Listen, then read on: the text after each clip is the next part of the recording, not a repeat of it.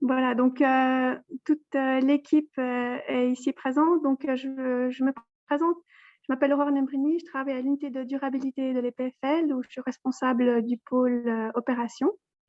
Il y a aussi ici avec moi, donc bien sûr Frédéric Bordage, mais aussi Valérie Bronqui que vous voyez, qui travaille pour l'État de Vaud et qui se présentera tout à l'heure. Je vais partager quelques slides d'introduction avant la conférence de Frédéric. Voilà.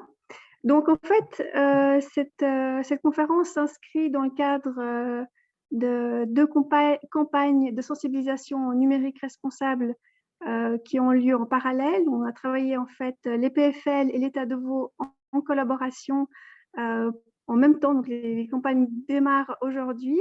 Donc, à l'EPFL, c'est la campagne Hack for Change Digital. Et puis, pour l'État de Vaud, c'est Défi durabilité édition numérique responsable. Je vais juste faire une petite introduction de 10 minutes pour vous présenter dans quel contexte se font ces campagnes pour l'État de Vaud et les PFL. Quelques mots un peu de fonctionnement par rapport à la conférence de ce soir, la plateforme en ligne et puis les événements principaux qui auront lieu durant tout le challenge. Puis on aura la conférence de Frédéric Bordage durant 45 minutes et puis 30 minutes de questions-réponses. Donc, je vais laisser la parole maintenant à Valérie de l'État de Vaud. Merci beaucoup Aurore. Donc, je m'appelle Valérie Bronqui, je travaille au Bureau de la durabilité qui est rattaché au département des institutions et du territoire. Et puis, dans quel contexte s'inscrit ce défi durabilité et cette première édition du défi durabilité? Alors d'abord, vous dire que ça a été le fruit d'une collaboration entre la Direction générale du numérique et des systèmes d'information et notre Bureau de la durabilité. Et on a également profité largement de l'implication de notre réseau des répondants en durabilité qui ont été là pour diffuser l'information et susciter la participation des différents collaborateurs et collaboratrices de l'État, donc qu'ils en soient remerciés. Donc, cette campagne sur le numérique responsable, elle trouve un ancrage dans deux différents documents adoptés par le Conseil d'État. D'abord, dans la stratégie numérique. Cette stratégie numérique, elle a pour volonté d'accompagner la transition numérique que l'on vit à différents niveaux, que ce soit dans le domaine des données, de l'infrastructure et de la sécurité. On voit toute l'actualité qu'il y a autour de cet aspect sécurité. La stratégie veut aussi accompagner les personnes et les entreprises à passer au numérique. Et puis, il y a tout un volet de gouvernance. Donc, cette stratégie numérique, elle donne un cadre à l'action de l'État. Et puis, en fait, le numérique responsable, il trouve toute sa place puisque, en fait, dans cette stratégie, on cherche aussi à tirer le meilleur profit de ce que nous propose le numérique tout en cadrant et minimisant le plus possible les impacts tant environnementaux sur les individus que sociétaux. Et puis, cette campagne sur le numérique responsable, elle s'inscrit aussi dans l'agenda 2030 qui a été adopté cette année par le Conseil d'État. Notre agenda 2030 donne un cadre, c'est un jalon qui a été posé en matière de durabilité et puis qui concrétise les différents engagements pris en matière de durabilité dans les années précédentes. Et puis, il fait de la durabilité une orientation commune forte et qui permet d'inscrire les différentes stratégies et politiques publiques cantonales sous cette durabilité. Donc, c'est un document d'orientation politique. Et puis, pour la première fois, on trouve dans un seul et même cadre un recueil de tous les engagements cantonaux en matière de durabilité. Et c'est une déclinaison des objectifs de durabilité internationaux dans le contexte vaudois. Voilà pour notre contexte. Aurore, je te repasse la parole. Merci Valérie.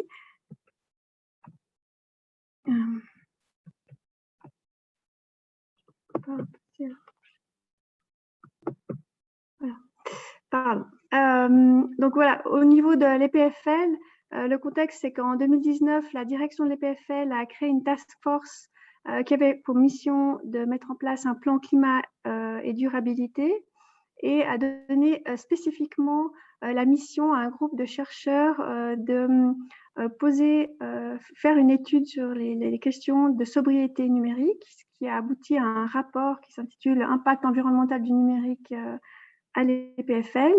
Et les principales recommandations issues de ce rapport ont été intégrées comme thématique numérique responsable dans le plan Climat Campus, donc qui concerne tous les aspects opérationnels du plan climat. Et entre-temps, on a aussi créé un groupe de travail qui a été mis en place par la direction des systèmes informatiques de l'EPFL et l'unité de durabilité. Donc, juste pour rappeler, pour les personnes qui en fait assistent à cette conférence et qui ne participent pas aux campagnes en fait, de sensibilisation, c'est toujours possible de s'inscrire. Les 2 campagnes ont commencé aujourd'hui. Et donc, pour l'État de Vaud, c'est l'adresse défi-durabilité.ch. Et pour l'EPFL, c'est actforchange.epfl.ch. Et puis, l'accès est relativement facile. Je rappelle aussi qu'il y a des événements qui sont organisés dans le cadre de ces campagnes, donc des visites de data centers qui sont malheureusement déjà complètes parce que pour des raisons de sécurité, on doit limiter le nombre de personnes à chaque visite. Et puis encore de la place disponible aux fraises du numérique. On en organise 5, 3 en présentiel et 2 en ligne, donc vous pouvez toujours vous inscrire. À l'EPFL, on a encore 3 autres événements, un atelier réparation de smartphones, un atelier impact sociétal du numérique et puis encore une conférence sur les pistes pour un numérique responsable à l'EPFL qui aura lieu le 18 novembre. Et donc tout cela, vous le trouvez sur les plateformes respectives de vos institutions. Donc par rapport à la conférence, je voulais juste vous donner quelques petites règles de fonctionnement. Vous allez pouvoir poser vos questions durant la conférence, dès le début de la conférence de Frédéric Bordage, en utilisant l'outil Q&A, donc questions et réponses. Le chat ne sera pas activé, donc vraiment toutes vos questions vont passer par le flux Q&A. Vous avez l'option de poser des questions anonymes et aussi de liker vos questions préférées pour nous donner une indication sur les questions que vous voulez qui soient traitées de manière préférentielle. Donc, il n'y aura pas de questions qui seront posées par oral, mais durant la conférence, vous serez amené à utiliser l'outil lever la main pour répondre à des questions de Frédéric Bordage. Et puis, j'ai oublié de le dire au début, mais en fait, cette conférence est enregistrée. Voilà, je vais laisser la parole maintenant à Frédéric Bordage. Je vais dire quelques mots sur Frédéric. Donc, Frédéric, c'est l'expert français de la sobriété numérique. Il est aussi reconnu comme l'un des meilleurs experts du numérique responsable en Europe. Et depuis 15 ans, il anime la communauté greenIT.fr, qui est consacrée à l'informatique durable et qui rassemble environ 30 000 lecteurs, lectrices, contributeurs et contributrices par mois à peu près. Il aide de grandes entreprises privées et publiques à réduire leur impact environnemental lié à leur système d'information, mais aussi à faire de la low-tech et de l'éco-conception des axes d'innovation et de performance. Et puis, il a publié des ouvrages sur ces thématiques. Donc, on est ravis de vous accueillir ce soir, Frédéric, pour cette conférence et je vous laisse la parole. Merci Aurore. Donc, je fais bonsoir à toutes et bonsoir à tous. Je vais partager mon écran pour mettre mes slides à l'écran. Hop, je partage. Voilà, et puis on est parti ensemble pour 45 minutes. Donc effectivement, je vais intervenir ce soir avec 2 casquettes. La première, c'est celle d'un expert indépendant qui travaille sur tous ces sujets à 100% de mon temps, 6 jours sur 7, 15 heures par jour sur ces sujets. La deuxième, c'est la casquette finalement du porte-parole du collectif d'experts greenIT.fr qui est à l'origine des démarches de sobriété numérique, numérique responsable éco-conception de services numériques en facteur 4. Donc, je vais vraiment intervenir avec ces 2 casquettes, essayer de vous transmettre ces 17 ans de retour d'expérience en 45 minutes. C'est un sacré challenge. Juste pour vous présenter un tout petit peu plus en détail qui est greenIT.fr, notre ADN, c'est un collectif d'experts indépendants. C'est vraiment ça le cœur de notre ADN. Et comme on est aussi des citoyens et des citoyennes, eh bien, on est aussi un collectif de citoyens et on intervient pour guider un certain nombre de pays, en tout cas l'État dans un certain nombre de pays, les pouvoirs publics auxquels on fait des recommandations à l'échelle de la France, de l'Europe et à certaines autres échelles pour intégrer cette problématique de la rencontre entre le numérique et le développement durable. Je fais rapidement. Mon intervention ce soir, elle va grosso modo porter sur 2 parties. La première, ça sera comprendre quel est l'impact du numérique à l'échelle mondiale, d'un pays comme la Suisse, et cetera. Quelle est la structure de ces impacts pour que vous puissiez devenir des champions et des championnes de la sobriété numérique en comprenant finement la structure des impacts. Et puis dans un deuxième temps, évidemment, on va aborder les solutions et comment vous pouvez faire à votre échelle à vous, individuelle, à la maison ou au bureau. Et on abordera un dernier sujet qui est celui des services numériques qui va intéresser les ingénieurs et donc comment concevoir un numérique différent pour demain. Et puis on aura un temps d'échange à l'issue de ma présentation. Avant de commencer, comme c'est la fin de la journée, ce que je vous propose, c'est un tout petit temps interactif et de faire une sorte de petite interro surprise. Donc de vous poser 3 questions. Le mode opératoire est le suivant pour que vous puissiez répondre aux questions. Eh bien, je vais lire la question, vous allez voter en levant la main. On va attendre un tout petit peu que vous ayez le temps de voter pour dire si vous êtes d'accord ou pas. Et puis après, on passera à la question suivante. Et donc, ce qu'on va vous demander, c'est de lever la main pour chacune des questions, puis de la baisser lorsque on passera à la question suivante. Et vous allez lever la main uniquement quand vous serez d'accord avec la réponse A. D'accord? Et puis donc, Hugo fera la synthèse du nombre de mains qui sont levées. Et donc, on aura une idée du pourcentage dans l'audience qui partage ou pas la réponse. Donc, on va commencer. Et ce que je vous propose, c'est de commencer par répondre à cette question. Combien un Européen possède-t-il d'appareils numériques selon vous? Si vous pensez que c'est entre 6 et 10, eh bien, vous levez la main. Et si vous pensez que c'est 10, eh bien, vous ne levez pas la main. Donc, on va juste faire voter ceux qui pensent que c'est entre 6 et 10. Vous pouvez y aller. N'hésitez pas, levez la main. Ça va nous permettre de prendre la température, de comprendre quelle est votre appréhension de ce sujet-là. Du coup, on va attendre quelques secondes, le temps que tout le monde ait le temps de voter et que Hugo fasse la synthèse.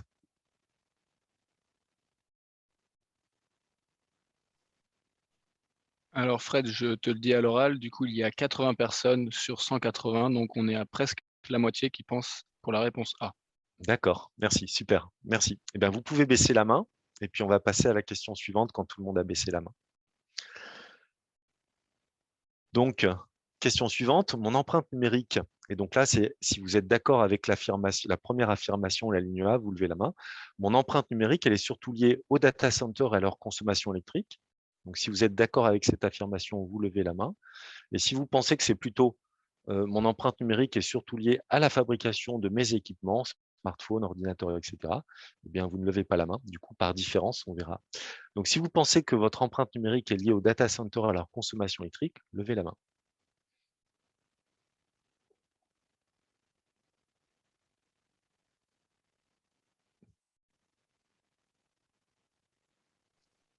Alors pour la question 2, du coup, on est à un peu moins de 60 personnes, donc à peu près un tiers. D'accord, super. Baissez la main. Et on fait dernière question. Pour réduire mon empreinte numérique, quel est le geste le plus efficace? Est-ce que c'est éviter au maximum, je m'excuse pour la faute d'orthographe, est-ce que c'est éviter au maximum le streaming, surtout en 4G, et supprimer mes mails? C'est ça qui va être le plus efficace pour réduire mon empreinte. Si vous pensez que c'est ça, levez la main. Et si vous pensez que c'est plutôt conserver plus longtemps mes appareils, eh bien, vous ne levez pas la main.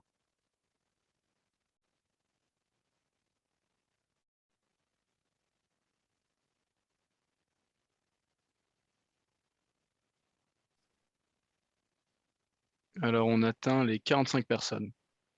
D'accord, ok. Donc c'est intéressant parce que ce qu'on voit, c'est que vous n'êtes pas d'accord entre vous. Et l'objet de mon intervention, c'est de mettre tout le monde d'accord. Et ce qui est intéressant, donc, c'est de voir que par rapport à ces affirmations qui sont un petit peu caricaturales, hein, volontairement, mais on a encore un certain nombre de personnes. Alors, je ne vais pas vous donner les réponses maintenant, on va les découvrir au fur et à mesure de la présentation, mais on a encore un certain nombre de personnes qui sont probablement victimes de greenwashing. Et donc, on va répondre à l'ensemble de ces questions tout au long de l'intervention. Donc, j'attaque. Et donc, première partie de mon intervention, l'enjeu, eh bien, c'est de finalement vous décrire l'univers numérique et surtout ses impacts et la structure de ces impacts. Donc, quand on regarde l'univers numérique, eh bien, à l'échelle mondiale, il est constitué de 34 milliards d'équipements physiques. Donc, ça va de switch en passant par des smartphones, des ordinateurs, des modems, des antennes relais, etc. Je ne vais pas faire toute la liste à l'après-vert, pour à peu près 5 milliards d'utilisateurs, grosso modo. Ça veut dire qu'on a à peu près 4 fois plus d'équipements numériques que d'êtres humains sur Terre, à la louche. Hein. Et puis, si on regarde dans un pays comme la France, je n'ai pas les données pour la Suisse, mais entre la Suisse et la France, on a beaucoup de similitudes. Si on regarde dans un pays comme la France, eh bien, on a 15 équipements par Français de 15 ans et plus. Donc, ça vous donne une idée du taux d'équipement qu'on va avoir, qui est très largement supérieur. C'est la réponse à la première question du quiz. Le taux d'équipement dans un pays comme la Suisse ou la France, donc parmi les pays riches, on va dire, de l'Europe, eh bien, on a nettement plus que 10 équipements par utilisateur. Et ça va très vite, hein, entre le Thermomix connecté, la montre, le tableau de bord du véhicule, le GPS, le smartphone, la tablette, les ordinateurs, les écrans, etc. Ça va très, très vite. Donc évidemment, la première chose comment dire, le premier constat qu'on peut faire et qui est important, c'est qu'un univers qui nous est très souvent présenté comme virtuel, immatériel, dans le cloud, c'est-à-dire complètement éthéré dans les nuages, en fait une réalité physique, une masse qui s'appuie sur 34 milliards d'équipements qui sont déployés aujourd'hui, qui ont été fabriqués et qui fonctionnent. Quand on cherche à comprendre quels sont les impacts environnementaux du numérique, eh bien, ce qu'on va faire, c'est qu'on va regarder à chaque étape du cycle de vie de chacun de ces 34 milliards d'équipements. On va regarder lors de la fabrication, de la production d'électricité et de la fin de vie, eh bien, on va regarder quels sont les impacts qui ont lieu. Pour choisir les indicateurs les plus pertinents, on va s'appuyer sur les recommandations de la Commission européenne qui nous dit qu'il y a un certain nombre d'indicateurs d'impact environnementaux pertinents comme l'épuisement des ressources abiotiques, les fameuses ressources naturelles renouvelables, les tensions sur l'eau, la toxicité pour les êtres humains, l'eutrophisation, etc., etc. Je ne vais pas tous les lister. Et c'est l'ensemble de ces impacts agrégés qui va former ce qu'on appelle l'empreinte environnementale. Et donc, ce que je vais vous restituer, c'est l'empreinte environnementale à partir de 4 indicateurs principaux qui sont la contribution à l'épuisement de l'énergie primaire, qui est exprimée en mégajoules, les émissions de gaz à effet de serre qui vont contribuer au réchauffement global, qui lui-même va induire un dérèglement des climats locaux, les tensions sur l'eau douce, et puis le dernier élément qui, alors je vais juste masquer l'outil, voilà, l'outil Zoom, qui est l'épuisement des ressources abiotiques. Quand on regarde au niveau mondial, le numérique représente 4%, si on prend les 2 premiers indicateurs, le numérique, c'est de l'ordre de 4% des impacts environnementaux associés à l'humanité. C'est 4,2% de la consommation d'énergie primaire, 3,8% des émissions de gaz à effet de serre anthropiques. Donc on va voir que ça peut ne pas paraître beaucoup comme ça, mais qu'en fait c'est énorme. C'est par exemple pour les gaz à effet de serre, c'est déjà nettement plus que l'aviation civile. Surtout, on va voir que c'est la croissance en fait qui nous fait peur. Quand on regarde dans un pays comme la France ou la Suisse, on va avoir à peu près le même type de proportion. Alors là, selon l'indicateur, on va avoir des écarts un peu plus importants et ça va aller de l'ordre de 2% de la consommation d'eau douce à plus de 6% de la consommation d'énergie primaire, en passant par de l'ordre de 3% des émissions de gaz à effet de serre. Donc, ces chiffres peuvent paraître peu, mais ils sont finalement assez importants. Et surtout, nous, ce qui nous affole en tant qu'experts du sujet, c'est la dynamique de ces chiffres. Puisque quand on regarde l'impact du numérique dans le temps et qu'on regarde son évolution, eh bien, on se rend compte qu'on va finalement assister à un triplement des impacts du numérique sur la période 2010-2025. Donc, en 15 ans, entre 2010 et 2025, on aura multiplié par 3 les impacts environnementaux associés au numérique. C'est une spécificité de ce secteur d'activité. Et heureusement que c'est cantonné à ce secteur d'activité, parce qu'imaginez qu'on ait multiplié par 3 nos impacts environnementaux associés à notre alimentation, au transport, etc. En fait, on serait déjà effondré si c'était le cas. Et donc, c'est vraiment une particularité du numérique que d'avoir une croissance extrêmement rapide, quasi exponentielle de ces impacts environnementaux. Il va falloir en tenir compte pour pouvoir réagir suffisamment vite et suffisamment fort, appuyer suffisamment vite et suffisamment fort sur la pédale de frein pour essayer de limiter au maximum la casse induite par cette croissance de ces impacts. Donc, si j'ai réussi à vous convaincre que le numérique, à l'échelle planétaire, à l'échelle d'un pays comme la Suisse, a des impacts environnementaux, ensuite, la question qui vient après, mais OK, maintenant que je suis convaincu, c'est de comprendre quelle est la structure de ces impacts, concrètement. Et donc, quand on regarde la structure de ces impacts, eh bien, elle est directement liée à l'inventaire du numérique mondial. On se rend compte que sur les 3 tiers, d'un côté les utilisateurs, à l'autre bout les centres informatiques et au milieu le réseau, qui sont là une façon relativement standard de représenter à l'échelle du monde ou d'un pays et même d'une entreprise, eh bien, on se rend compte qu'on a 34 milliards d'équipements qui sont du côté des utilisateurs à l'échelle mondiale et qu'on a le reste du côté du réseau et des centres informatiques, avec notamment de l'ordre de 1,5 à 2 milliards d'équipements réseau au milieu, et puis quelques centaines de millions au maximum d'équipements dans les data centers. Et donc, c'est la structure de cet inventaire, le fait qu'on ait énormément de terminaux chez les utilisateurs qui se connectent entre eux et au centre informatique au travers du réseau. C'est bien ce nombre, cette quantité de terminaux par utilisateur qui va faire la structure des impacts. Et donc, c'est très clairement du côté, chez nous finalement, du côté des utilisateurs qu'on va avoir de l'ordre de 2 tiers à plus des 3 quarts des impacts environnementaux du numérique à l'échelle mondiale ou à l'échelle d'un pays comme la Suisse, a fortiori avec le kilowattheure électrique tel qu'il existe en Suisse, parce qu'on a énormément d'équipements de chacun individuellement. C'est ça qui va faire la structure des impacts.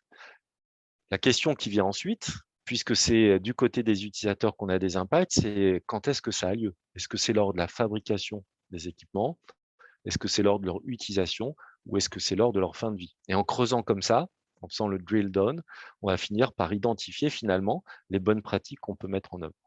Donc, quand on continue à creuser, eh bien, on se rend compte que c'est littéralement lorsque l'on extrait les matériaux et notamment les métaux, donc les fameuses ressources abiotiques, quand on les extrait du sol et qu'on les transforme en composants électroniques, eh bien, c'est à ce moment-là qu'on va avoir le gros des impacts environnementaux, comme vous pouvez le voir sur le slide, avec l'étape du pré-manufacturing, donc qui consiste à cette extraction des matériaux et leur transformation en composants électroniques.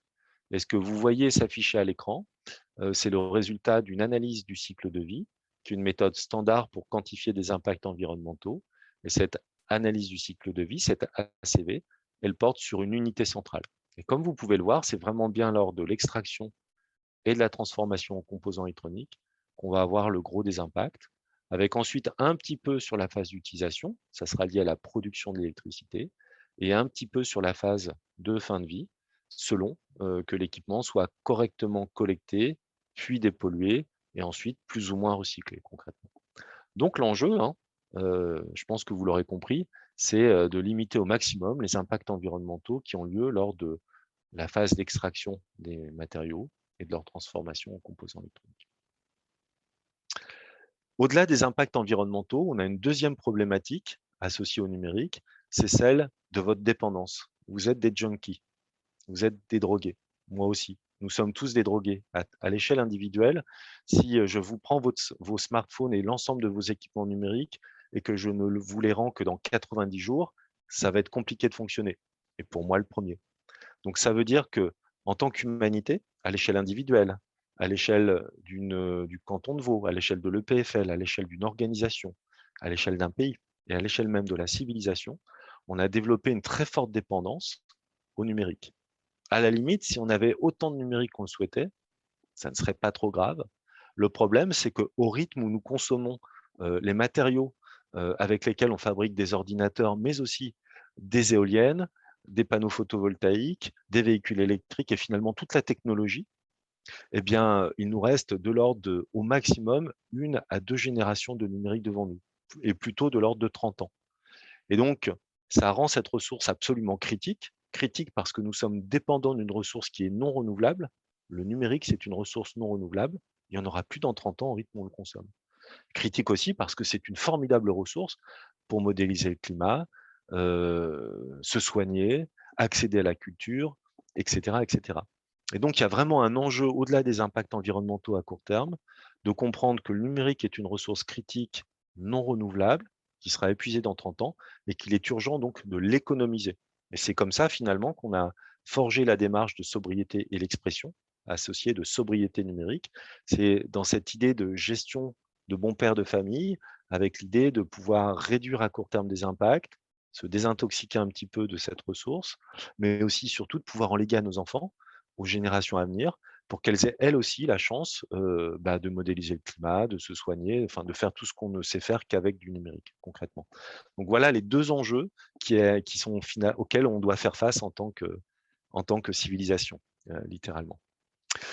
Vous l'aurez compris, si on veut pouvoir atteindre ces deux enjeux, ces objectifs, réduire l'impact environnemental du numérique et pouvoir en léguer à nos enfants, puisque les impacts ont lieu lors de la fabrication, c'est-à-dire en gros lors de l'extraction des matériaux et de leur transformation en composants électroniques, bien c'est très simple, hein, il va falloir en fabriquer moins, et il va falloir s'assurer que ce qu'on a fabriqué dure plus longtemps.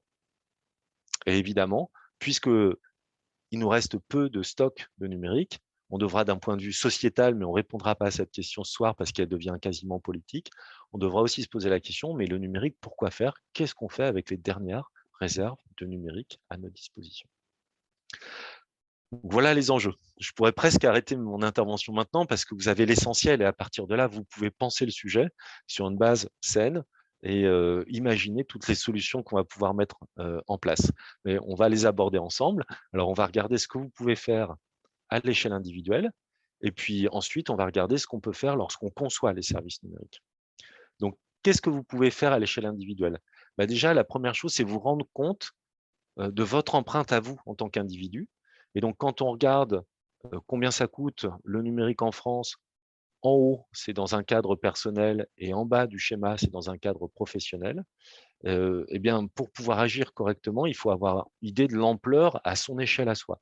Et donc, à l'échelle de chacune des 198 personnes qui participent à ce webinaire, eh bien, chaque jour, il faut imaginer que chacune et chacun d'entre nous, le matin en arrivant au bureau ou à l'école, nous allumons 4 radiateurs électriques de 1000 watts, 4 gros radiateurs électriques, et 8 heures plus tard, quand on a fini, 365 jours par an, on les éteint. C'est énorme en termes de dépenses d'énergie. Ça veut dire que chaque jour, on rajoute 35 km en véhicule thermique en termes d'émissions de gaz à effet de serre. Chaque jour, on rajoute l'équivalent de 12 packs d'eau minérale. Donc imaginez, j'espère que vous sentez dans votre mémoire kinesthésique le poids des packs d'eau que vous soulevez et que vous posez chaque matin sur votre bureau et qui auront disparu et que pendant 365 jours, 365 fois par an, vous allez poser 12 packs d'eau minérale sur votre bureau, ils auront disparu à la fin de la journée. Et c'est l'équivalent à peu près de 175 kg, donc de l'ordre de 2 à 3 fois votre poids, tous les jours, en matière, en terre qu'on doit excaver pour pouvoir après en extraire des minerais, pour pouvoir ensuite en extraire des métaux, etc. etc. Donc, à l'échelle individuelle, ça pèse concrètement, et évidemment, à l'échelle d'un pays ou à l'échelle du monde, ça pèse encore plus. Je vous donne ces chiffres pour que vous ayez un repère concret et que vous puissiez littéralement matérialiser l'impact quotidien de nos usages numériques pour chacune et chacun d'entre nous. Donc, une fois qu'on a pris conscience de ces impacts, pour pouvoir agir efficacement, eh bien, il y a un dernier sujet qui est important, c'est de ne pas être victime du greenwashing. Et de comprendre que, puisque les impacts ont lieu lors de la fabrication des équipements, puis essentiellement de la production d'électricité, une fois qu'on a fabriqué vos ordinateurs, une fois qu'on a fabriqué l'Internet auquel ils sont reliés, une fois qu'on a fabriqué les centres informatiques et les serveurs et tout ce qu'on va retrouver dans un centre informatique, et que le tout est alimenté en électricité, ce qu'on fait avec, ça ne change quasiment plus rien. Et donc, il y a une surfocalisation assez délirante sur les usages où on nous parle des mails, de la vidéo, enfin de tout un tas de sujets, alors même que, de fait, physiquement, une fois qu'on a fabriqué votre ordinateur, une fois qu'on a fabriqué le réseau, ce que vous faites avec, ça ne change plus rien. Donc, c'est important de prendre conscience que les modifications d'usage que vous allez mettre en œuvre vont avoir un impact marginal. Ça sera intéressant de les mettre en œuvre, mais ça sera un impact marginal. Et que finalement, les gestes clés seront moins d'ordinateurs qui fonctionnent plus longtemps. Et on reviendra toujours à cette vérité, d'une certaine façon. Donc, par contre, l'enjeu, c'est que dans vos usages, quand vous allez réfléchir, essayer d'adapter un petit peu votre comportement numérique pour adopter une forme d'hygiène numérique, pour être un peu plus sobre au quotidien.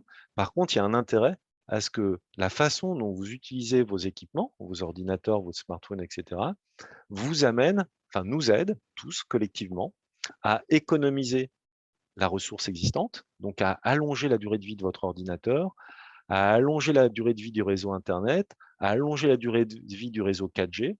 L'enjeu, c'est quoi? C'est de ne pas avoir à migrer vers la 5G, la 6G, la 7G, la 8G. L'enjeu, c'est de ne pas avoir à renouveler son ordinateur. L'enjeu, c'est de pouvoir faire plus longtemps, avec ce qui a été déjà fabriqué, qui existe, qui est posé devant vos yeux et qui vous permet de suivre cette conférence à distance, en fait. Alors, pour vous le démontrer, ce que je vous propose, c'est d'étudier 3 usages quasi quotidiens, ou en tout cas que tout le monde a déjà eu. La première, c'est je vais chercher à trouver l'horaire d'un train depuis avec un ordinateur. Et quand on fait l'analyse du cycle de vie de cet acte métier, trouver l'horaire d'un train depuis son ordinateur, eh bien, on se rend compte que les impacts se répartissent principalement dans la fabrication des terminaux des utilisateurs. Ce sont les grandes barres bleues qui s'affichent à l'écran. On voit que le reste, c'est relativement anecdotique. Maintenant, on pourrait se dire, oui, mais ça, c'est parce que je cherche l'horaire d'un train sur un ordinateur. Sur d'autres types d'usages, ça va être différent. On va regarder combien ça coûte d'envoyer un mail, par exemple. Donc là, j'envoie un mail. Alors, je relis mon scénario. J'ai un émetteur qui envoie un mail à un destinateur. Il n'y a pas de pièces attachées en ADSL avec un stockage en 6 exemplaires du mail pendant 10 ans. Donc quelque chose de relativement agressif en termes de durée de stockage. Eh bien, on se rend compte que ce n'est pas du tout le stockage du mail qui va coûter. Le stockage, il est en vert foncé et en vert kaki. On ne le voit quasiment pas. Ce qui va coûter, c'est la grande barre grise. C'est le bloc émetteur tout hors utilisation, c'est-à-dire la fabrication de l'ordinateur avec lequel on écrit le mail. C'est ça qui va coûter. Donc, vous voyez que je suis en train, en fait, progressivement de démonter un peu le greenwashing ambiant. Maintenant, on peut regarder encore un dernier usage très médiatisé qui est celui du streaming. Donc là, il faut imaginer que vous êtes dans votre salon, devant une télévision, et que vous êtes en train de regarder une vidéo sur Netflix, le fameux streaming dont tout le monde parle. Eh bien, quand on fait une analyse du cycle de vie en respectant les standards internationaux, on se rend compte que le gros de l'impact, ce sont les grandes barres bleues qui s'affichent. Les grandes barres bleues, c'est la fabrication de la télévision qui trône au milieu du salon. Donc, contrairement à ce qu'on entend un peu partout, l'enjeu du streaming, ce n'est pas tant la saturation du réseau. Effectivement, si on peut éviter de saturer le réseau, c'est mieux. Mais proportionnellement, le gros de l'impact d'une heure de streaming, il est directement associé à la fabrication de la télévision. Et donc, vous l'aurez compris, pour le streaming, par exemple, l'enjeu, si vous voulez réduire votre impact environnemental associé à votre usage du streaming, eh bien l'enjeu, ça sera de conserver plus longtemps la télévision sur laquelle vous regardez des vidéos Netflix. Ça ne sera pas du tout de baisser la qualité ou autre. Tant mieux si vous baissez la qualité, tant mieux si on fait des économies sur le réseau.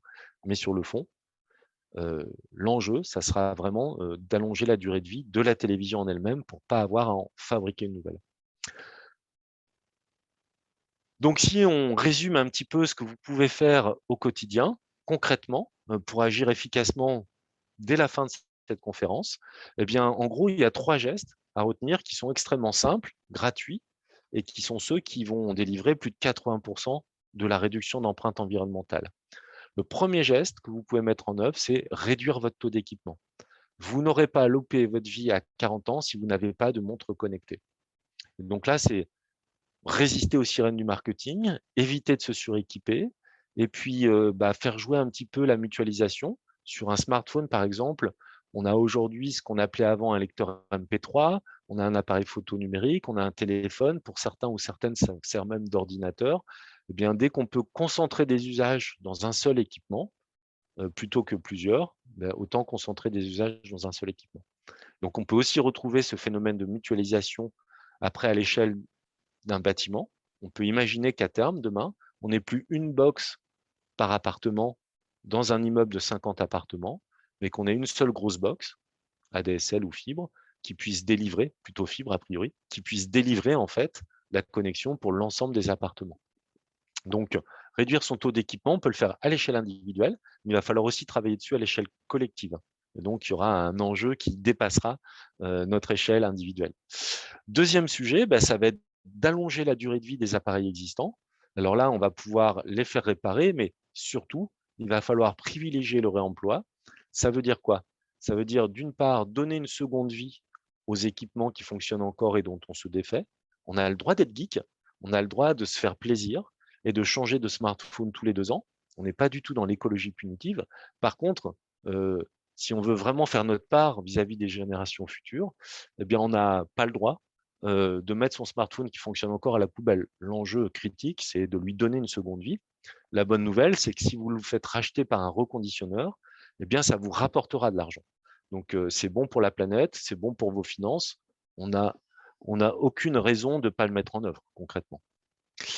Donc ça, c'est le premier sujet autour du réemploi. Le deuxième sujet autour du réemploi, c'est de vous faire comprendre que vous êtes le premier levier de l'obsolescence programmée, vous qui dénoncez l'obsolescence programmée. Dès lors que vous n'acceptez pas d'acquérir des équipements numériques d'occasion. Typiquement, moi, je travaille au quotidien encore avec un smartphone BlackBerry qui a 8 ans. Ça fonctionne.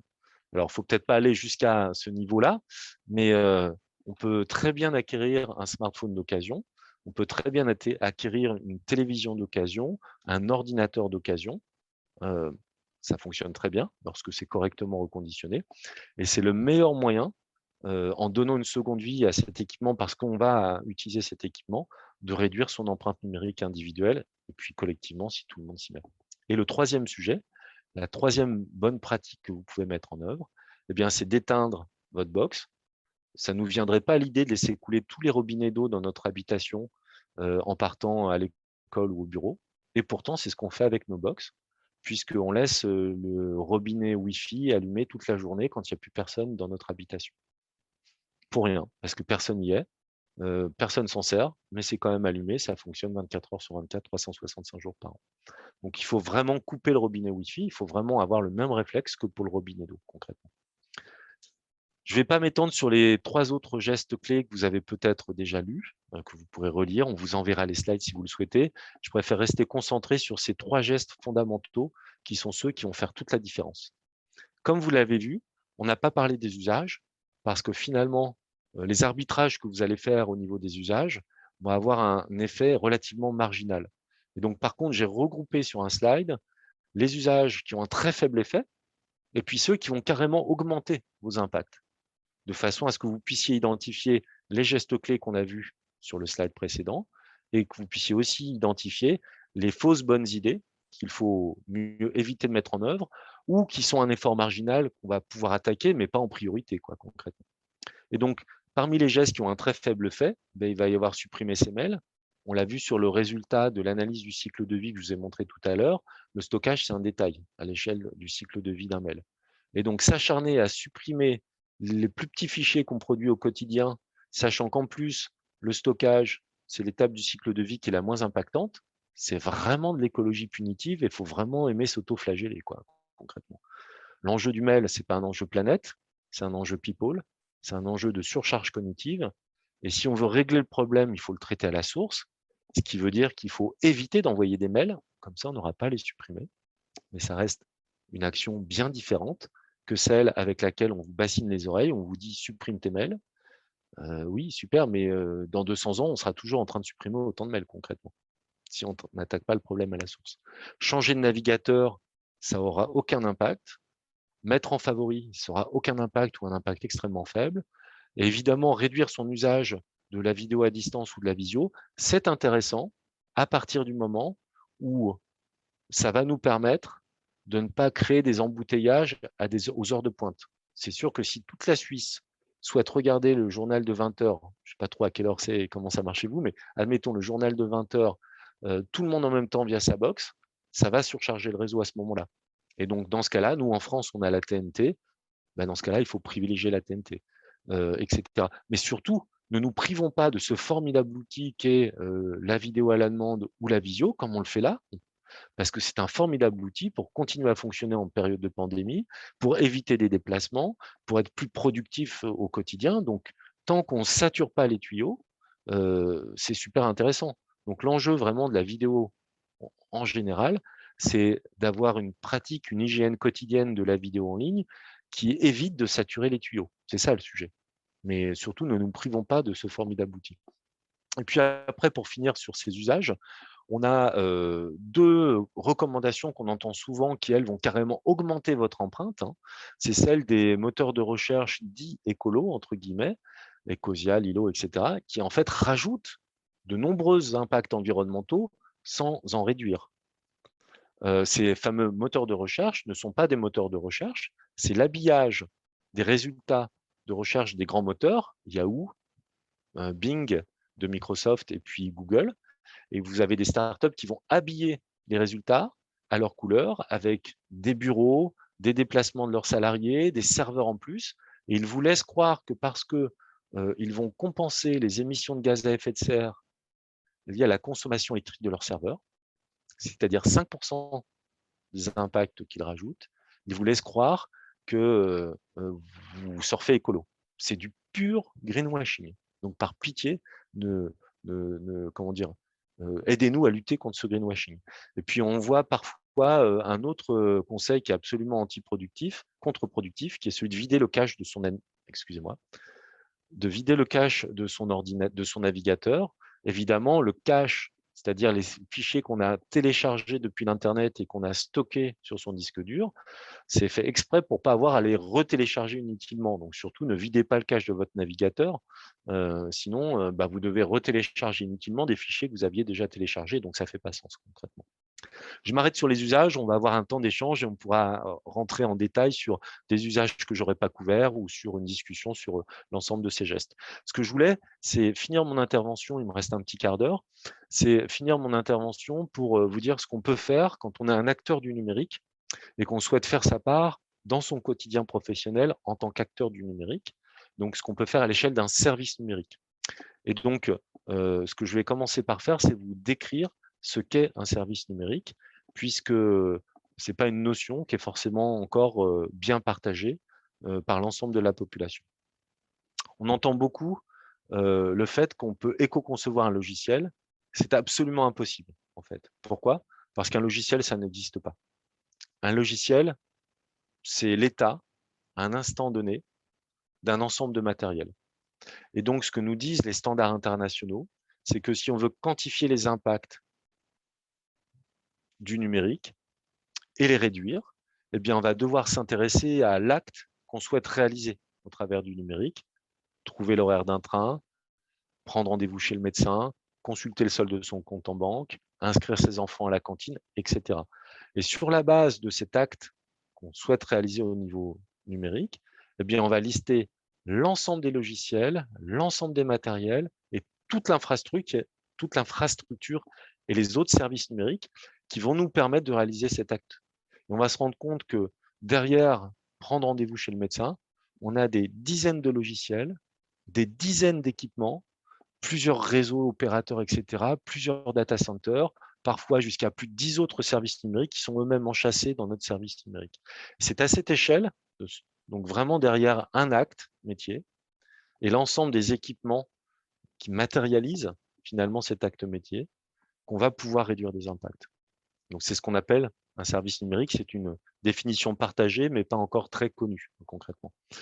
Et donc on va pouvoir éco-concevoir un service numérique pour réduire ses impacts. Par contre, on ne pourra jamais éco-concevoir un logiciel, puisque ça n'existe pas un logiciel. C'est l'état à un moment donné d'un ensemble de matériel. On ne pourra jamais éco-concevoir un site web, ça n'existe pas un site web. C'est l'état à un moment donné d'un certain nombre de matériel. On ne pourra pas éco-concevoir une appli mobile, c'est l'état à un moment donné, pendant un temps donné, d'un certain nombre de matériel. Et donc, on va vraiment s'attacher à prendre l'ensemble du service numérique et on va pouvoir l'éco-concevoir selon 4 niveaux. Un premier niveau qui va être finalement une optimisation technique. On va compresser des fichiers, on va réduire la qualité des images. On sera vraiment sur des gestes techniques simples. On va avoir un deuxième niveau où on va chercher à reconcevoir le service numérique. Souvent, on va modifier le parcours de l'utilisateur sur un site web, par exemple. Et en modifiant le parcours de l'utilisateur, on va enlever des étapes, enlever des interactions entre l'utilisateur, le serveur et le réseau au milieu, jusqu'à aller à une innovation de fonction. On va remplacer le répertoire Yahoo par une recherche par mots-clés. Les deux services, Yahoo et Google, permettent de trouver l'adresse d'un site web, mais ils ne le font pas de la même façon. Donc, il y a vraiment une innovation dans la façon dont on va délivrer ce qui est attendu par l'utilisateur. Et puis enfin, on va avoir un quatrième niveau d'éco-conception où là, ça va vous paraître dingue, mais on va chercher d'enlever tout le numérique possible, le plus possible, du service numérique qu'on est en train d'éco-concevoir. Donc là, on va rentrer dans une démarche assez disruptive et je vais vous donner des exemples juste après pour vous montrer jusqu'où ça peut aller. Pour le dire avec un dessin plutôt qu'un long discours, en gros, on doit faire un retour vers le futur et passer de la version du site web qui s'affiche à la droite de l'écran à la version du site web qui s'affiche à la gauche de l'écran. Ce sont deux interfaces utilisateurs qui permettent en Allemagne, sur le site de la Deutsche Bahn, de trouver l'horaire d'un train. Les deux interfaces fonctionnent. Et ce que nous dit la Deutsche Bahn, c'est qu'elle est capable de nous donner, de nous délivrer l'horaire d'un train avec 1350 fois moins d'octets que la version actuelle. Dit autrement, l'humanité doit diviser par 4 son empreinte pour être soutenable à l'horizon 2050. Dit autrement, on a des cas comme la Deutsche Bahn qui nous dit qu'elle est capable de diviser par 1350 la quantité d'octets, donc la quantité d'informations numériques brassées, pour nous donner l'horaire d'un train. Ça vous donne une idée du potentiel qu'on a par rapport à la situation actuelle. Peut-être, probablement, qu'il faudra trouver une situation un petit peu moins mode Minitel et un tout petit peu plus habillée, quoi, concrètement. D'ailleurs, souvent, ce qu'on me dit, c'est oui, c'est super, la démonstration, on voit très bien visuellement de quoi on parle, mais personne ne veut de la version de gauche, quoi. La version de gauche, elle est vraiment trop dépouillée, ça ne marche pas. Eh bien, détrompez-vous. Il suffit de regarder à quoi ressemblait Yahoo, enfin, à quoi ressemble Yahoo aujourd'hui, pour se rendre compte que le leader incontesté du web à la fin des années 90 a perdu la bataille face à Google. Alors, sans faire du tout l'apologie de Google, mais force est de constater que 5 milliards d'internautes nous disent « je veux un truc simple, qui fonctionne partout, tout le temps, avec un mot-clé, où il n'y ait pas de surcharge mentale, pas de surcharge cognitive, un truc épuré ».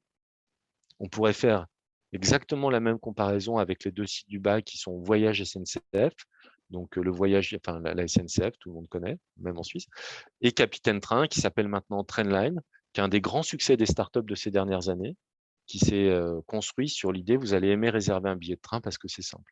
Quand vous faites l'analyse en termes d'impact environnementaux de Yahoo et de Google, il y a nettement plus d'impact proportionnellement du côté de Yahoo.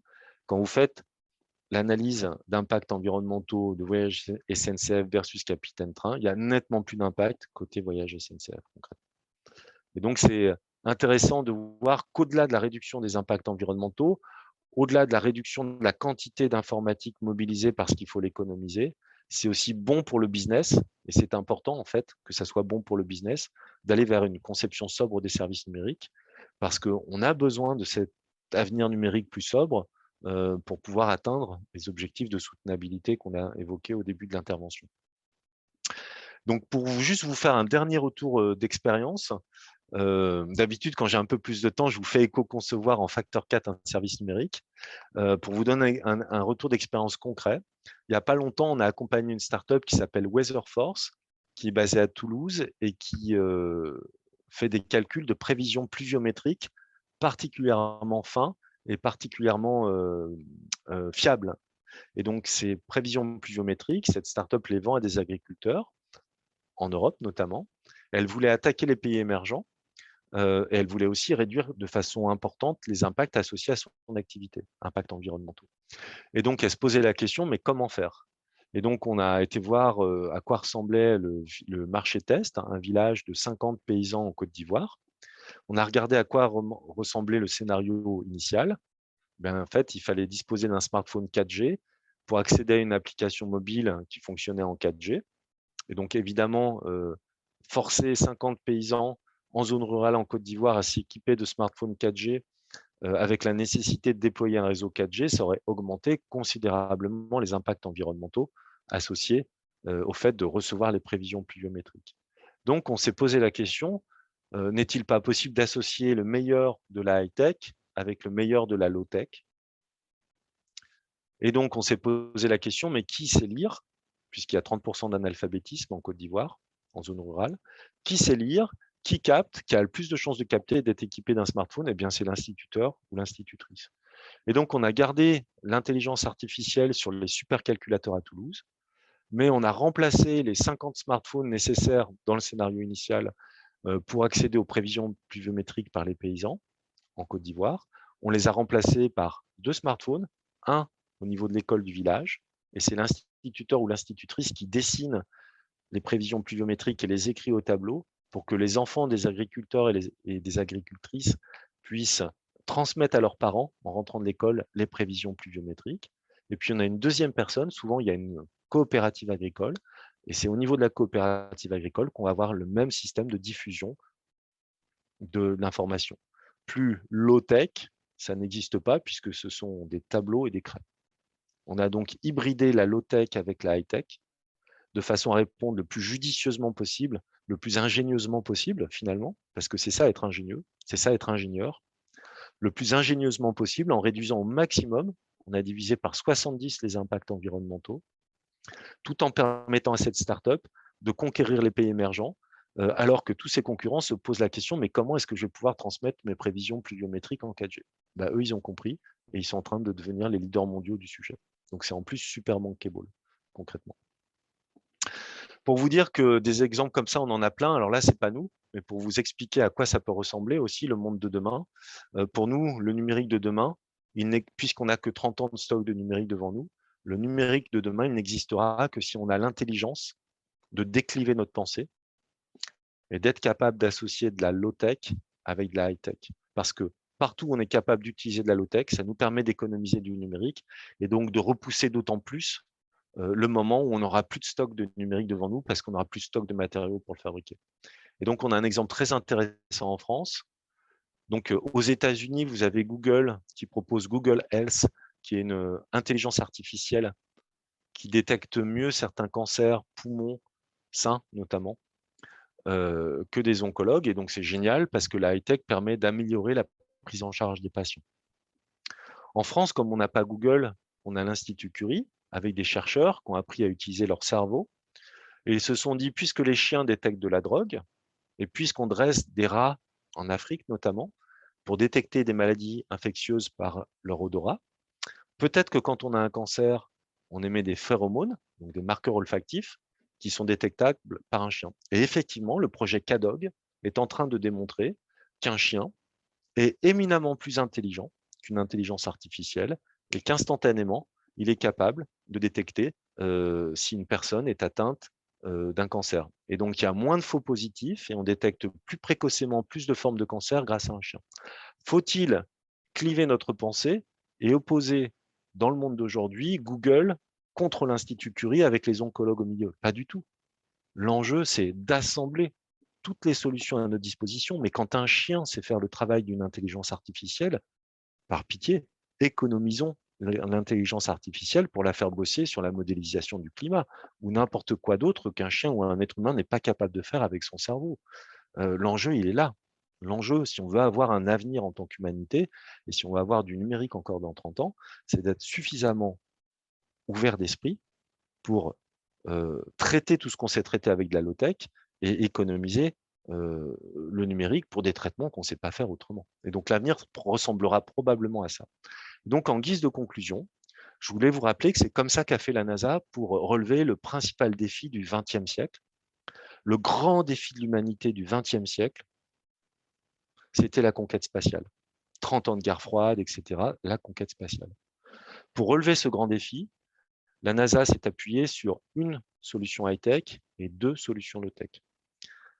La solution high-tech, c'était l'Apollo Guidance Computer, un formidable supercalculateur de l'époque qui avait une capacité en mémoire vive de 4 kilooctets et une capacité de stockage de 72 kilooctets.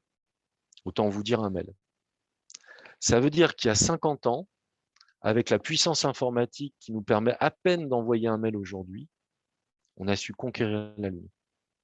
c'est vous dire à quel point nous sommes devenus feignants et vraiment mauvais dans notre capacité à mobiliser toute la puissance informatique à notre disposition.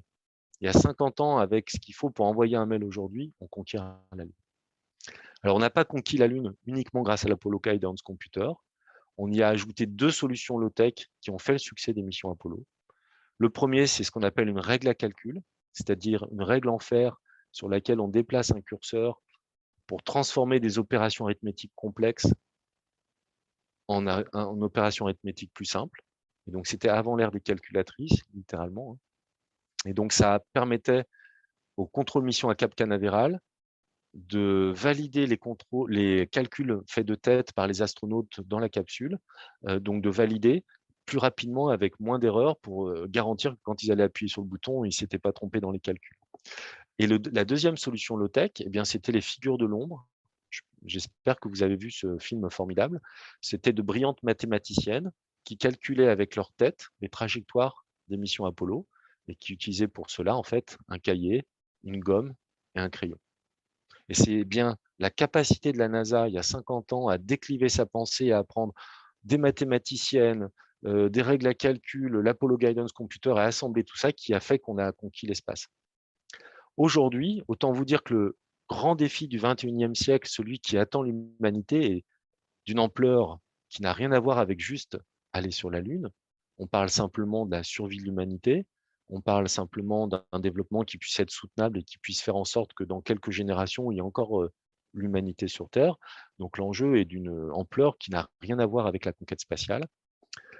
Mais compte tenu de notre dépendance au numérique et du caractère très clivé de notre pensée actuellement, on est face à un défi qui est donc d'accepter de décliver notre pensée et d'accepter d'associer de la low-tech avec de la high-tech pour être capable de relever les grands défis du 21e siècle qui sont modéliser le climat, qui sont trouver des moyens pour ralentir l'écroulement de la biodiversité, ralentir l'acidification des océans, ralentir l'eutrophisation des milieux aquatiques et les 23 autres grandes crises environnementales majeures auxquelles contribue le numérique.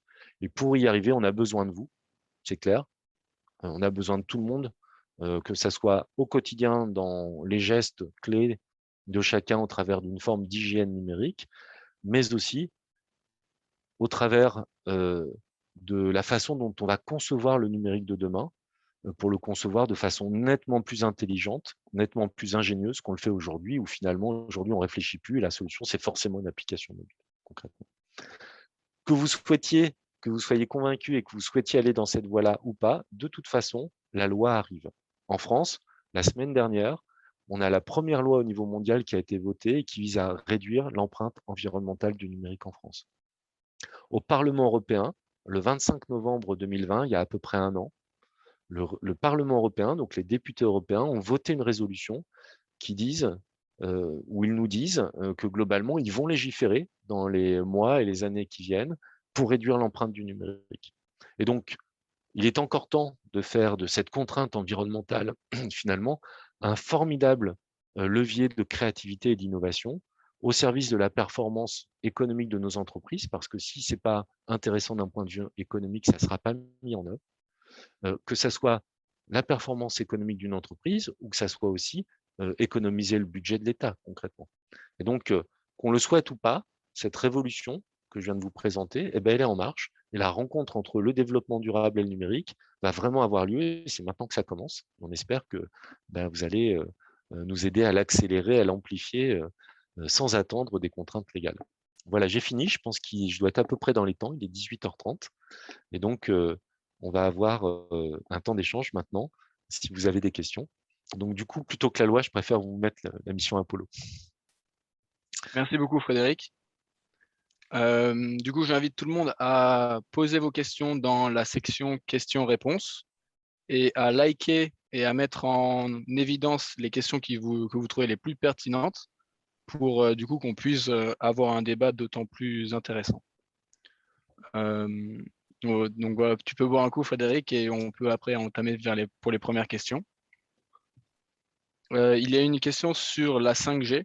Donc, on sait que la 5G, ça a engendré beaucoup de débats dans les années précédentes. Et on voulait savoir un peu plus sur les inconvénients les avantages de cette nouvelle technologie et potentiellement l'effet rebond qu'elle pourrait engendrer? Donc la 5G, c'est une technologie comme les autres. Tout ce qu'on dit sur la 5G aujourd'hui, on aurait pu finalement avoir exactement le même débat sur la 4G, sur la 3G avant. Donc c'est intéressant de voir qu'on est à un momentum, on a un moment dans l'histoire où il y a une technologie qui va catalyser finalement une prise de conscience de la société civile sur les impacts environnementaux et sanitaires, pour le coup, d'une technologie. Donc il faut pas taper sur la 5G en particulier, c'est juste un catalyseur qui montre que la société civile s'intéresse de plus en plus au sujet. Donc ça, c'est très intéressant. Ce qu'on note au niveau de la 5G, c'est qu'effectivement, proportionnellement, pour une même quantité de données échangées, elle va consommer moins d'électricité. C'est un fait. Sauf que avec la 5G, on va avoir un effet rebond et on va globalement échanger beaucoup plus de données qu'on le faisait avant parce que ça le permet et parce que ça le permet, les applications vont être de plus en plus gourmandes en données. Donc du coup, tous les gains d'efficience électrique qu'on a obtenus avec la technologie en elle-même vont être complètement annihilés et même on va consommer finalement plus d'électricité que ce qu'on avait avec la 4G. Donc finalement, ce n'est pas une solution en termes de consommation électrique. A fortiori parce que si on veut couvrir la même zone du territoire en 26 GHz, qui est la promesse de la 5G, eh bien, les lois de la physique étant ce qu'elles sont, la portée est nettement plus courte en 26 GHz. Donc, on va devoir multiplier de façon très importante, par 2 ou 3, le nombre de radio base stations, les fameuses antennes relais. Et donc, on va devoir fabriquer 2 à 3 fois plus d'antennes relais qu'il n'en existe aujourd'hui, les alimenter en électricité. De fait, on arrivera à des impacts environnementaux associés au réseau qui sont plus importants. Mais c'est surtout au niveau des terminaux qu'on va avoir un gros effet rebond, puisqu'aujourd'hui, le grand public pense que pour accéder à la 5G, il faut un smartphone 5G. C'est vrai si on veut avoir le débit de la 5G, mais ce que les opérateurs oublient de dire, c'est qu'on peut avoir un abonnement 5G et ça fonctionne très bien avec un smartphone 4G.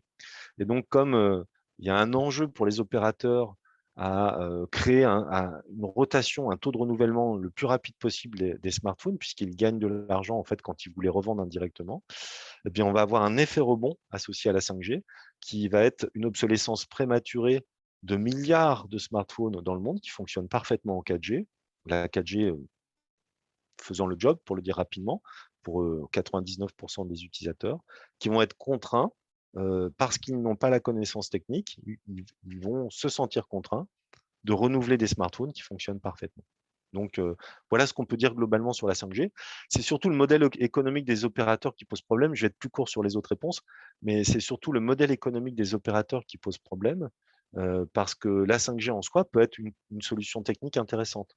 Là, on impose à l'ensemble de la population dans le monde, en Europe, en Suisse, en France, partout, on impose à des utilisateurs qui n'ont aucune idée de ce qu'ils vont faire avec la 5G, si vous faites un micro-trottoir, une technologie qui n'a pas été demandée pour pouvoir couvrir des usages professionnels. Et on fait payer ça à toute une population, mais avec la promesse que partout, on va capter en 5G.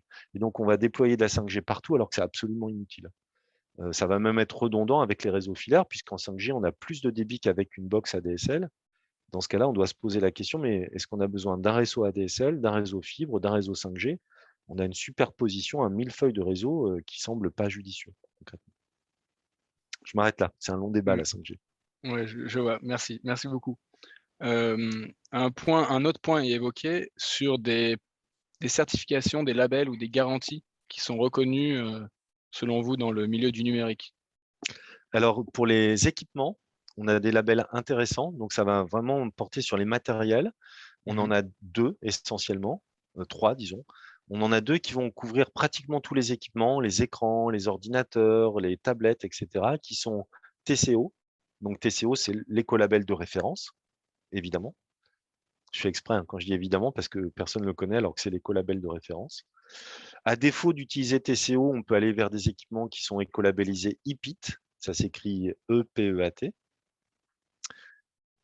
Et pour les équipements d'impression, on va avoir un 3e écolabel qui s'appelle Blue Angel, l'ange bleu, qui lui couvre bien les matériels d'impression, notamment les imprimantes multifonctions. Avec ces 3 écolabels, vous couvrez 90% des équipements que vous utilisez dans un contexte professionnel. Les smartphones sont peu écolabellisés, aujourd'hui. Et donc, sur les smartphones, on n'a pas grand-chose. Si vous voyez autre chose, ce n'est pas un écolabel. Energy Star, ce n'est pas un écolabel, mais je ne veux pas rentrer dans le débat, je n'ai pas le temps. Enfin, si vous voyez autre chose, ce n'est pas un écolabel ou c'est un truc que personne n'utilise. Ok, très bien. Et peut-être Ouais. juste pour compléter, il n'y a pas d'écolabel pour les data centers, il n'y a pas d'écolabel pour des logiciels, c'est impossible d'éco-concevoir un logiciel, donc il ne peut pas y avoir d'écolabel. Il n'y a pas d'écolabel pour les services numériques dans leur ensemble. Il y a vraiment, les labels n'existent que sur les équipements, donc les écrans, les ordinateurs, etc. Et d'ailleurs, je pense que le dernier Fairphone a eu le label TCO 8. Ah bah, crois. alors là, c'est la classe. Et donc, sur leur site, j'ai l'impression que c'est le premier smartphone à avoir eu ce label. Oui. Enfin, on peut passer à la question d'après.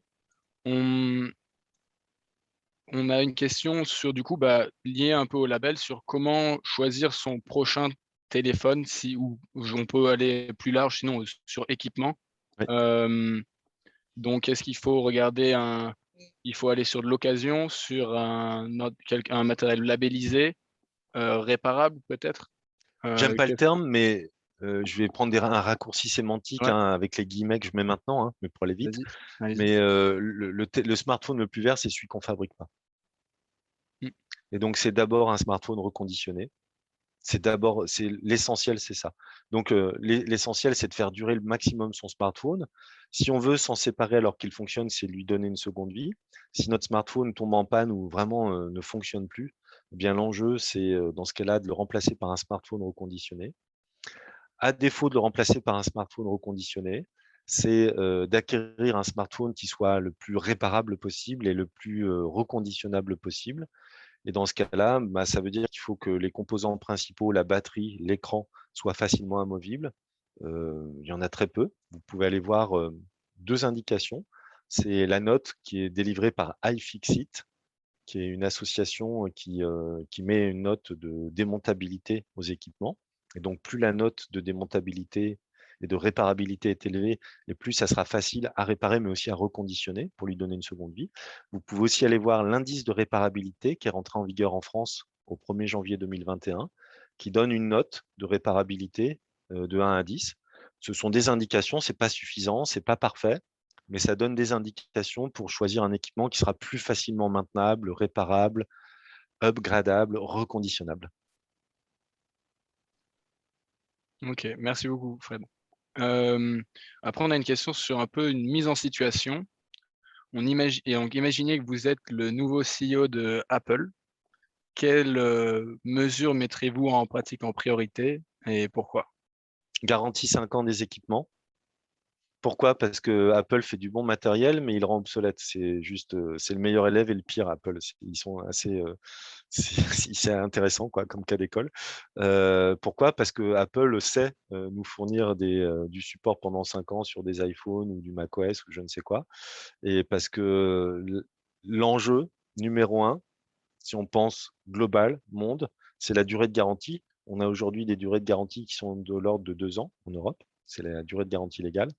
Si on avait une durée de garantie de 5 ans, alors là, on verrait automatiquement augmenter la durée de vie des smartphones, des tablettes, des télévisions, des ordinateurs, de tout ce qu'on peut imaginer. Donc, je proposerai une garantie de 5 ans puisque je suis capable de le faire.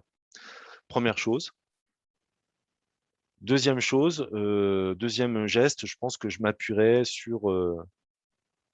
je développerai de façon importante le marché du reconditionné.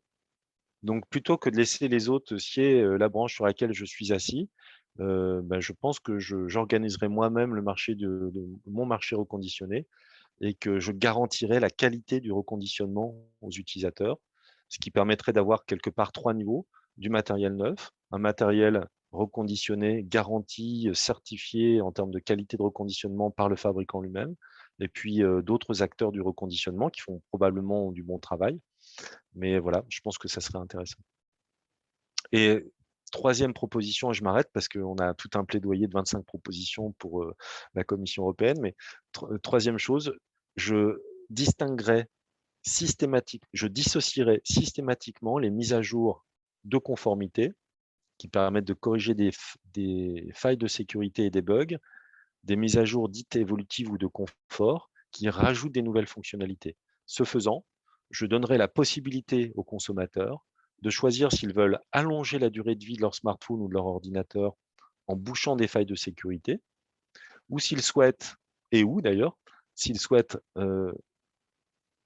raccourcir la durée de vie de leur smartphone ou de leur ordinateur en ajoutant des nouvelles fonctionnalités. Aujourd'hui, on nous oblige à installer des mises à jour où on mixe les deux, ce qui fait que si on veut boucher des failles de sécurité, si on veut simplement pouvoir utiliser notre smartphone, eh bien, on est obligé de l'encrasser aussi. On a un phénomène de bésiciel qui fait qu'à force de d'installer des mises à jour, nos ordinateurs et nos smartphones RAM, ils sont parfaitement fonctionnels d'un point de vue matériel, mais ils sont complètement dépassés en termes de puissance informatique parce qu'on a rajouté des millions de lignes de code qui bouffent de la mémoire pour rien, etc.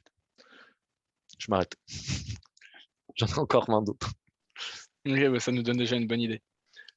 Et pour revenir du coup sur cette question, donc est-ce que ça serait une possibilité, par exemple, d'imaginer que les entreprises changent de business plan pour avoir un service sur la fonctionnalité, on paierait un service pour son utilisation et ça serait plus dans l'intérêt des entreprises que d'avoir des durées de vie courtes, mais au contraire d'avoir des équipements qui durent longtemps.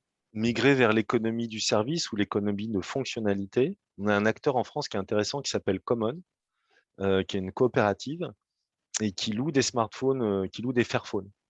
Donc, il loue des Fairphones, et donc on peut louer son téléphone. Donc, on loue finalement le service, concrètement. Premier exemple. Deuxième exemple qui existe depuis des années, c'est finalement les fabricants de photocopieurs puis d'imprimantes multifonctions qui aujourd'hui vendent des pages imprimées. Ils ne vendent plus des photocopieurs ou des imprimantes multifonctions, ils vendent des pages. Donc, ils ont basculé vers l'économie de fonctionnalité. Et donc, du coup, maintenant, ils ont tout intérêt à ce que l'imprimante qui est déployée dans le couloir du bureau, elle fonctionne le plus longtemps possible. Elle la remettre 3 fois en service dans 3 entreprises différentes après lui avoir reconditionné 3 fois parce qu'il en va de leur marge et de leur rentabilité. Donc, dans l'informatique, on a l'exemple vraiment frappant des acteurs de l'impression qui ont su glisser vers cette économie de fonctionnalité. Ça fonctionne très bien. Ok, très bien. On a beaucoup de personnes qui ont mis en évidence une question qui compare en gros éteindre les équipements et les appareils fréquemment, est-ce que ça aurait un impact négatif sur la durée de vie par rapport à la réduction de consommation que cette période d'équipement éteint engendrerait? Ouais, c'est une vieille légende urbaine. Effectivement, quand moi je suis un peu vieux, j'ai 50 ans, effectivement, au début, donc j'ai connu le début de l'informatique personnelle. Au tout début, on avait effectivement des alimentations de mauvaise qualité, des condensateurs de mauvaise qualité. Le fait d'éteindre, allumer, éteindre, allumer, ça faisait péter les condensateurs. Aujourd'hui, avec les alimentations à découpage qu'on a aujourd'hui, quand vous éteignez un équipement, vous l'économisez. C'est-à-dire qu'il vivra plus longtemps parce que vous l'éteignez tous les soirs, toute la nuit, le week-end, quand vous en servez pas. Donc, d'une part, vous allez faire des économies d'électricité conséquentes à l'échelle d'un pays. C'est probablement à l'échelle de la France, c'est probablement au moins une tranche de centrale nucléaire. Donc c'est pas négligeable. Même si à l'échelle du numérique, c'est pas grand-chose, mais c'est pas négligeable en valeur absolue. Et puis surtout, vous allez économiser votre matériel. Très bien. Une autre question sur le recyclage. Donc le public se demande quelles sont les possibilités de recyclage aujourd'hui, s'il y a des recherches en cours, des avancées. Alors le sujet, c'est qu'on collecte très peu nos équipements. 70% des déchets d'équipements électriques et électroniques dans le monde font l'objet d'un trafic. Donc, à l'échelle planétaire, c'est-à-dire qu'il y a 30% de nos équipements numériques qui rentrent dans une filière officielle. Et puis, on collecte encore moins bien parce que l'intrication moléculaire, notamment, fait qu'on n'a pas de processus physico-chimiques, métallurgiques même, économiquement viables pour récupérer les toutes petites quantités de terres rares, par exemple, qui sont des métaux, qui sont vraiment intriqués d'un point de vue moléculaire avec d'autres métaux dont ils vont doper les capacités. Et donc, on recycle très mal aujourd'hui. Il me semble assez illusoire d'imaginer, compte tenu de la situation actuelle, d'imaginer qu'en moins de 30 ans, on va être capable de recycler une quantité importante de matériaux pour un coût économiquement viable, etc., etc. Donc, en fait, le recyclage, on espère qu'on va progresser, mais en attendant qu'on progresse sur le recyclage, l'urgence, c'est vraiment le réemploi parce que ça laisse d'autant plus de temps à la filière recyclage de progresser. En tout cas, il me semble absolument illusoire d'imaginer, compte tenu des stocks de matériaux, qu'on ait d'autres actions efficaces à court terme que d'économiser du numérique. Je ne vois pas comment on va substituer des matériaux qui sont en voie d'épuisement, des dizaines de matériaux en voie d'épuisement. Je ne vois pas comment on va passer de la recherche fondamentale à la mise en production dans des usines en moins de 30 ans, sachant qu'il suffit qu'il manque un matériau et tout s'arrête. Et là, c'est des dizaines qui vont manquer sur les 30 ans qui viennent.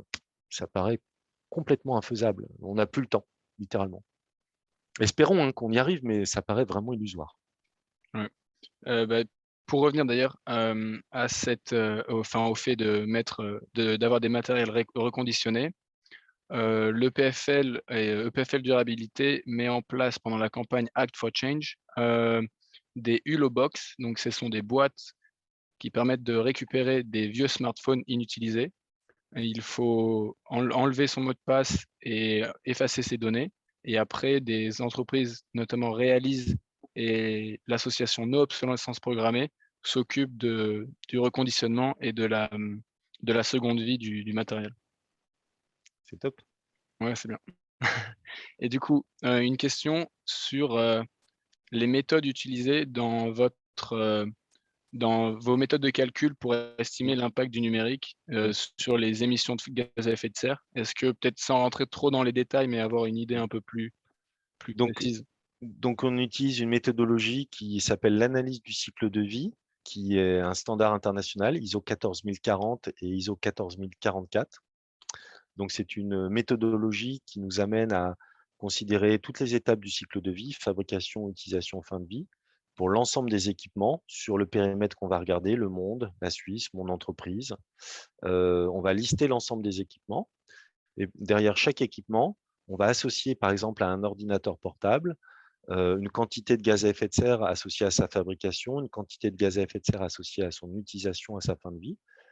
On va faire la même chose pour les ressources halieutiques, une quantité de kilos équivalent antimoine, pour l'eau, des litres d'eau bleue, pour l'énergie primaire, le primary energy depletion, on va prendre des mégajoules d'énergie primaire, etc. Donc, on va faire ça sur l'eutrophisation, l'acidification, tout un tas d'indicateurs. Donc, on fait l'inventaire du système qu'on observe, la Suisse, mon entreprise, donc le système d'information de mon entreprise. Pour chacune des lignes d'inventaire, on va regarder combien ça coûte à fabriquer, combien ça coûte à utiliser, avec différents indicateurs d'impact environnementaux. Et puis, on va faire le total. Et on aura comme ça une idée de la répartition. Et pour finir, ce qu'on va utiliser pour passer de mon inventaire, admettons, j'ai 100 ordinateurs à une quantité de gaz à effet de serre, c'est ce qu'on appelle une base de données d'analyse du cycle de vie. Et donc, le collectif greenIT.fr que je représente est membre d'un consortium qui s'appelle NegaOctet. Et ce consortium a mis au point la base de données à l'état de l'art mondial de facteurs d'impact. On a produit en 3 ans à peu près 1500 facteurs d'impact, de smartphones, d'ordinateurs, d'écrans, de vidéoprojecteurs, tout ce qu'on peut imaginer. Et donc, on peut maintenant, à partir d'un inventaire, associer des impacts de façon très rapide et efficace, concrètement. Donc, voilà comment on fait. Et c'est la seule base de données qui existe dans le monde. Il y en aura probablement une autre qui sortira dans 2 ou 3 ans. Mais pour l'instant, il n'y a pas d'autre base que celle qu'on a mis au point, concrètement. D'où la difficulté qu'on peut avoir à quantifier au-delà des gaz à effet de serre. Et évidemment, il faut absolument quantifier les impacts environnementaux du numérique, absolument multicritères, puisque quand on fait une analyse de pondération pour savoir quels sont les indicateurs d'impact les plus intéressants, l'indicateur qui ressort loin devant tous les autres, c'est celui de l'épuisement, donc la contribution à l'épuisement des ressources abiotiques, qui est de loin le plus représentatif. Et après, un gros cran en dessous, on va retrouver le réchauffement global, la consommation d'énergie primaire, la consommation d'eau, par exemple. Et puis, on va aussi avoir à côté un indicateur sanitaire intéressant qui va être les rayonnements ionisants. Et puis après, on va retrouver d'autres indicateurs, là, dans un troisième niveau de pertinence qui vont être l'acidification, l'eutrophisation, etc. Je m'arrête, j'espère que c'était suffisamment concis mais détaillé. Je pense qu'ils ils en sauront mieux. Parfait. Une autre question sur à propos de est-ce que vous aurez des conseils pour les étudiants qui nous écoutent, donc les étudiants de l'EPFL? Certains se posent des questions sûrement sur leur carrière, quelle perspective ils pourraient leur donner. Et je pense qu'en voyant votre parcours, voilà, ils voudraient avoir de vos conseils. Bah, le conseil, c'est quand on est étudiant aujourd'hui, qu'on a 20 ans, dans 30 ans, il n'y a plus de numérique. Donc, je vous conseille vivement de vous intéresser au sujet parce qu'on a besoin des cerveaux brillants qui sont à l'EPFL, qui est quand même une référence au niveau européen et mondial. On a vraiment besoin à la fois de votre caractère très cartésien, puisque vous faites des études d'ingénieur, mais aussi de votre créativité et pour vous, il y a un enjeu, c'est votre avenir, quoi, concrètement. Et donc, voilà. Il y a au sein de l'EPFL, il y a une association qui s'appelle Resilio, si je dis pas de bêtises, qui voilà, qui est très intéressante et qui peut-être ça vaut le coup d'aller voir ce qu'ils font. Et puis globalement, on manque beaucoup de bras aujourd'hui sur le terrain, puisque moi j'ai les mains dans les projets concrètement, hein. On manque de 2 choses. On manque d'experts pertinents pour relayer notre message. On a vraiment besoin qu'un message pertinent, basé sur des analyses du cycle de vie, puisse s'amplifier parce qu'aujourd'hui, on croule sous le greenwashing, supprime tes mails, et cetera, qui est absolument catastrophique parce que ça oriente des politiques publiques entières vers des bonnes pratiques qui n'en sont pas. Et donc, ça nous fait perdre des années, peut-être une dizaine d'années en fait sur les sujets clés. Donc, on a vraiment besoin que vous amplifiez un message de qualité, objectif, science-based, etc. Premier point. Deuxième point, si vous voulez avancer sur le sujet, aujourd'hui, il y a beaucoup d'entreprises privées et publiques qui souhaiteraient avancer sur ce sujet-là. Mais nous, en face, les professionnels du domaine, on n'a pas assez de bras, littéralement. Donc, on ne sait pas comment faire pour répondre à la demande parce qu'il n'y a pas assez de professionnels formés et compétents sur le sujet. Donc, je pense qu'il y aura vraiment des opportunités de carrière sur le sujet dans les années qui viennent.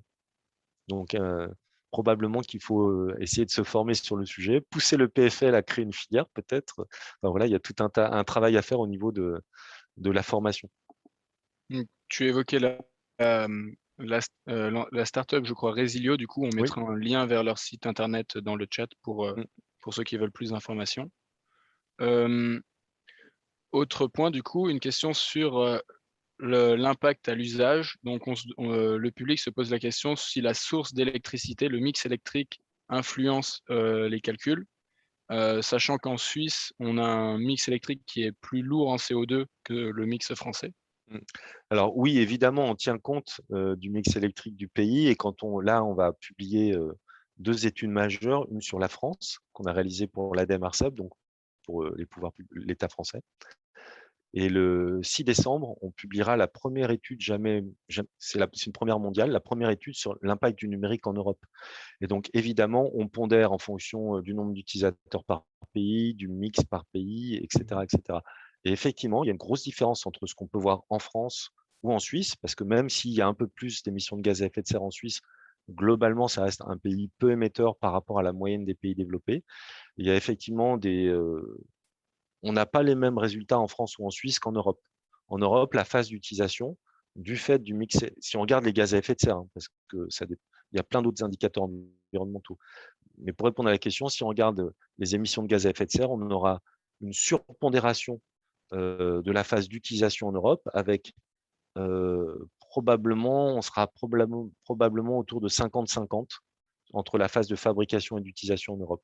Parce qu'il y a à peu près 5 fois plus d'émissions de gaz à effet de serre dans un pays développé de l'OCDE, donc la moyenne européenne pour faire simple, et un pays comme la France ou la Suisse. Donc les proportions ne sont pas les mêmes.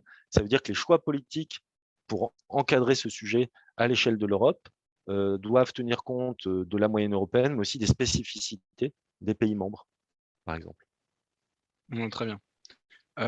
Une autre question sur, du coup, est-ce qu'on pourrait imaginer d'encourager le télétravail pour minimiser les déplacements et peut-être du coup les émissions engendrées par ces pratiques?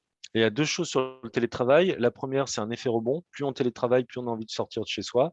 Et il y a une étude suédoise, ou je ne sais plus quel pays, alors, qui a quelques années, donc il faudrait voir si ça a été mis à jour, qui disait à l'époque, plus les gens télétravaillent, plus ils vont être amenés à faire de kilomètres le week-end parce qu'ils ont envie de sortir de chez eux, premier point.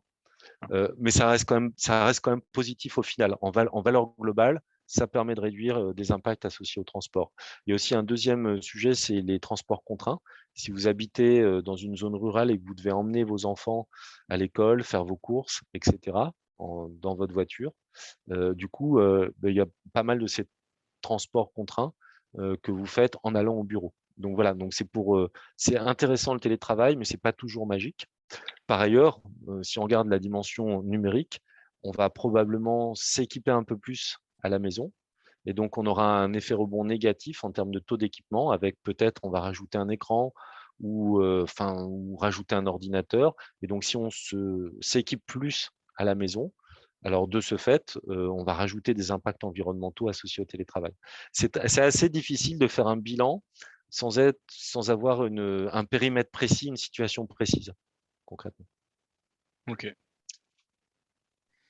Alors, là, comme ça, j'ai pas de questions sous la main j'ai noté, mais peut-être qu'on peut regarder le chat et s'il y en a une qui t'intéresse. Est-ce que tu as accès au chat, Frédéric, ou pas? Je ne sais pas, j'ai pas encore regardé. Oui, j'ai encore accès. Il nous reste 3 minutes. Il reste 3 minutes, donc Je regarde. Je sais pas comment elles sont classées, hein, donc je regarde. elles sont classées par Par vote? intérêt du public, par vote du public. OK.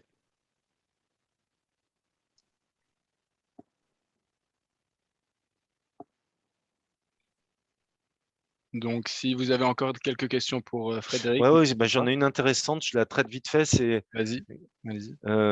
Canevet et associés. Je suis partagé sur, je la lis hein, pour tout le monde. Je suis partagé sur votre focale comparatif de l'effet d'un mail comparé au poids environnemental d'un appareil numérique. Le problème n'est-il pas tout de même la multiplication de ces gouttes d'eau, les millions de mails avec pièces jointes, stockées, etc. Le fait qu'on soit 200 millions à appeler des serveurs et data en HD, etc.